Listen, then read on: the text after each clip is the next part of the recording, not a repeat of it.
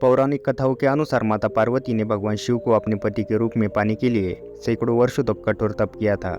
उनकी तपस्या को देखकर देवताओं ने शिवजी से देवी पार्वती की मनोकामना पूरी करने की प्रार्थना की थी। इसके बाद भोलेनाथ ने सप्तऋषियों को पार्वती जी की परीक्षा लेने के लिए भेजा। इस परीक्षा के दौरान सप्तऋषियों ने शिवजी के ढेरों अवगुणों को बताते हुए माता पार्वती से शिवजी से विवाह न करने को कहा, लेकिन माता पार्वती जी अपने निर्णय से टस से मस नहीं हुई। इस पर खुद भोलेनाथ ने माता पार्वती की परीक्षा लेने का निर्णय लिया। माता पार्वती के तप से प्रसन्न होकर शंकर जी उनके सामने प्रकट हुए और उन्हें वरदान देकर अंतर्ध्यान हो गए।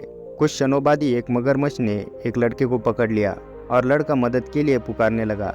बच्चे की आवाज़ सुनकर पार्वती जी नदी के किनारे पहुंची और उनका मन द्रवित हो गया। इस बीच लड़के ने माता पार्वती को देखकर कहा कि मेरी न माँ है, न बाप, न कोई मित्र ही है। माता आप ही मेरी रक्षा करे।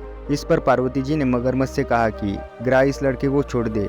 इस पर मगरमच्छ ने कहा कि दिन के छठे पहर जो मुझे मिलता है उसे आहार बनाना मेरा नियम है। पार्वती जी के विनती करने पर मगरमच्छ ने लड़के को छोड़ने के बदले पार्वती जी के तप से प्राप्त वरदान का पुण्य फल मांग लिया। इस पर पार्वती जी तैयार हो गई। मगरमच्छ ने बालक को छोड़ दिया और तेजस्वी बन गया। अपने तप का फल दान करने के बाद पार्वती जी ने बालक को बचा लिया और एक बार फिर भोलेनाथ को प्रसन्न करने के लिए तप करने बैठ गई। इस पर भोलेनाथ दोबारा प्रकट हुए और पूछा कि तुम अब क्यों तप कर रही हो, मैंने तुम्हें पहले ही मन मांगा दान दे दिया है। इस पर पार्वती जी ने अपने तप का फल दान करने की बात कही। इस पर शिवजी प्रसन्न होकर बोले, मगरमच्छ और लड़के दोनों के स्वरूप में मैं ही था। मैं तुम्हारी परीक्षा ले रहा था कि तुम्हारा चित्त प्राणी मात्र में अपने सुख दुख का अनुभव करता है या नहीं। तुम्हारी परीक्षा लेने के लिए मैंने ये लीला रचाई थी। अनेकों रूप में दिखने वाला मैं ही सत्य हूँ, अनेक शरीरों में नजर आने वाला मैं निर्विकार हूँ। इस तरह पार्वती जी शिवजी की परीक्षा में उत्तीर्ण हुई।